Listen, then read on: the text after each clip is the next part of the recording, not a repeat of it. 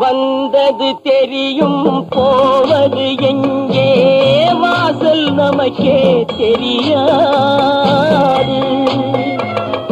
வந்தவரெல்லாம் தங்கிவிட்டால் இந்த மண்ணில் நமக்கே இடமேது. வாழ்க்கை என்பது வியாபாரம், வரும் ஜனனம் என்பது வரவாகும், அதில் மரணம் என்பது செலவாகும். போனால் போகட்டும் போடா, போனால் போகட்டும் போடா. இந்த பூமியில் நிலையாய் வாழ்ந்தவர் யாரடா, போனால் போகட்டும் போடா.